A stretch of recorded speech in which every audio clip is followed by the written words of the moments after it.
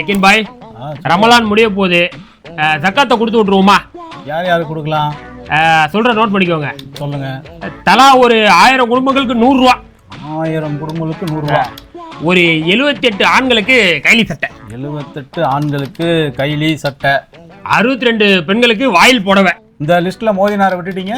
மோதினார் வேறையா? சரி, அவருக்கு ஒரு ஜிப்பா போட்டுக்கோங்க. ஒரு ஜிப்பா. வாங்க போயிட்டு கொடுத்து தீர்த்துருவோம் சக்காத்தை. கண்டிப்பா, சீக்கிரம் வாங்க, வேகமா போ.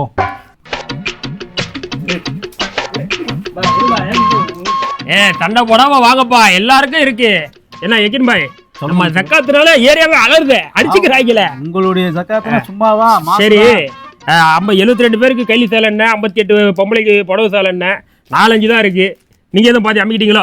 இல்ல பாய், குடோன்ல இருக்கு பாய். இருக்கா? காலியா உட்காந்து எடுத்துக்கலாம், ஒன்றும் பிரச்சனை இல்லை. கொடுக்க ஆரம்பிங்க. வாங்க வாங்க, ஒவ்வொருத்தர வாங்க. போகும்போது உங்களை செக் பண்ணுங்க சொல்லி ஆரம்பிங்க பாய். வாங்க ஜி, பிஸ்மில்லா. துவா செய்யுங்க பாய், துவா செய்யுங்க. இந்தாப்பா துவா செய்யுங்க. இல்ல, ஒரு ஆளுக்கு ஒண்ணுதான். போ கொடுக்கறத வாங்கி போங்க பாய். வெள்ளை சட்டையை போட்டு வந்துட்டாங்க. இவனே தக்காத்து கொடுக்குற மாதிரி இருக்கான், தக்காத்து வாங்க வந்துட்டான். போ. துவா செய்யுங்க பாய், துவா செய்யுங்க. இல்ல எக்கின் பாய், 5 நிமிஷம் தான் ஆகுது, அதுக்குள்ள 1000 பேர் கொடுத்து தீர்த்துட்டுமே. 1000 தான் ஆயிருக்கு.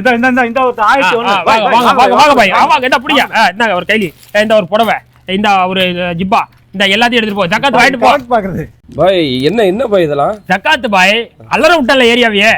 மசூர் பாய் ஜக்காத்துனால ஏரியாவே அலருமே, தெரியாதா உங்களுக்கு? பாய் இல்ல அல்லாஹ்வோட கிருபையில நான் வந்து ஜக்காத்து வாங்க தகுதியானவன் கிடையாது பாய்.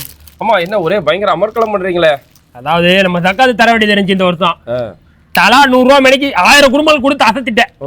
78 ஆம்பளைங்க கைலி சேலை, 62 பொம்பளைங்களுக்கு வாயில புடவை, மோதினாரே விட்டு வைக்கல ஜிப்பா கொடுத்து அசத்திட்டேன்ல.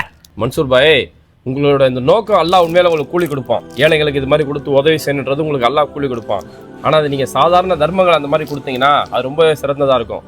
ஆனா ஜக்காத் அப்படிங்கிறது ஒருத்தவங்களுடைய வாழ்க்கையை மாற்றக்கூடிய ஒரு விஷயம். அல்லாஹ் குர்ஆன்ல சொல்றான், சூரா தௌபால அல்லாஹ் சொல்றான், ஜக்காத்து பெற தகுதியானவங்க 8 பேர்.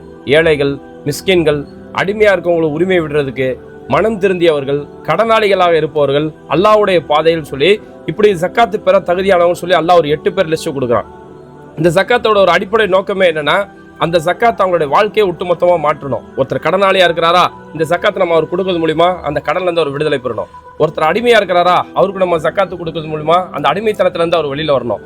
அந்த மாதிரி நம்ம ஏழைகளுக்கு நம்ம ஜக்காத்து கொடுக்குறோம் அப்படின்னா அவங்களோட வாழ்க்கை மேம்பட்டு அவங்க நாளைக்கு கஷ்டப்படாத ஒரு நிலைமை ஏற்படுத்துறதுக்காக தான் இந்த ஜக்காத்து கொடுக்குறோம். இப்போ உதாரணத்துக்கு எத்தனையோ பேர் நம்ம பார்த்துருப்போம், பிளாட்ஃபார்ம்ல வியாபாரம் பண்ணிட்டு இருப்பாங்க. அவங்கள்ட்ட இன்னும் கொஞ்சம் கூட சரக்கு போட்டு வியாபாரம் பண்ணா வியாபாரத்தை அவங்க அடுத்த கட்டத்துக்கு கொண்டு போகலாம். ஆனா அவங்கள்ட்ட காசு இல்லாம காலத்துக்கும் கஷ்டப்பட்டுக்கிட்டு இருக்கிறாங்க. அது மாதிரியான நபர்களுக்கு மொத்தமா அவங்களோட ஜக்காத்தை கொண்டு போய் கொடுத்தீங்கன்னா அவங்க வியாபாரத்தை அடுத்த கட்டத்துக்கு கொண்டு போய் அவங்களுடைய வாழ்க்கையை மேம்பட்டு அவங்க நாளைக்கு ஜக்காத்து கொடுக்கக்கூடிய ஒரு நிலைமைக்கு வந்துருவாங்க. இப்படி ஒருத்தவங்களுடைய வாழ்க்கையை அந்த ஏழ்மையை மாத்துறதுக்காக தான் அல்லாஹ் ஜக்காத்து சொல்லக்கூடிய ஒரு அழகான ஒரு சிஸ்டத்தை கொண்டு வந்திருக்கிறான். ஆனா நம்ம அதெல்லாம் விட்டுட்டு தலா 1000 பேருக்கு ஆளுக்கு 100 ரூபா, இது மாதிரி ஆளுக்கு ஒரு வேட்டி, ஆளுக்கு ஒரு சேலை அப்படின்னா நீங்க அடுத்த வருஷமும் இப்படி ஆளுக்கு ஒரு வேட்டி தலா 100 ரூபான்னு சொல்லி கொடுக்கக்கூடிய நிலைமை தான் இருக்குமே தவிர அந்த ஏழ்மை மாறாது. அதனால இது மாதிரி நீங்க கொடுக்குறது நான் தப்புன்னு சொல்லல. நம்ம இது மாதிரி கொடுத்துட்டு இருந்தோம்னா அடுத்த வருஷமும் இப்படி வாங்கக்கூடிய மக்கள் அதிகமாயிட்டே தான் போவாங்களே தவிர இதனால ஏழ்மை குறையாது. அதனால இப்போ உதாரணத்துக்கு நம்ம திருமலையில அப்துல்லா பாய் நம்ம பார்த்துருப்போம். அவர் சின்ன லெவல்ல ஒரு வியாபாரம் பண்றாரு, ஆனா யார்ட்டையும் கை நீட்டி கூட கேட்க மாட்டாரு. அவருக்கு உங்களோட ஜக்காத்தை கொண்டு போய் கொடுத்தீங்கன்னா நாளைக்கு அவரோட வியாபாரத்துல மேம்பட்டு அவரு 4 பேருக்கு உதவி செய்யக்கூடிய ஒரு நிலைமை மாறும். அதனால உங்களை நல்லா புரிஞ்சுக்கோங்க, சில்லறைகளை மாத்தி கொடுக்கறதுல ஜக்காத்து, சிலரோட வாழ்க்கையை மாத்துறதுதான் ஜக்காத்து. அதனால அதை முறைப்படி கொடுப்போம் இன்ஷா அல்லாஹ்.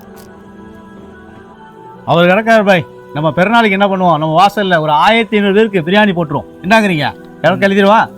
நீங்க அவர் சொன்ன அந்த அப்துல்லா பாய்க்கு ஃபோன் போடுங்க. ஹலோ, அஸ்ஸலாமு அலைக்கும். அப்துல்லா பாய்,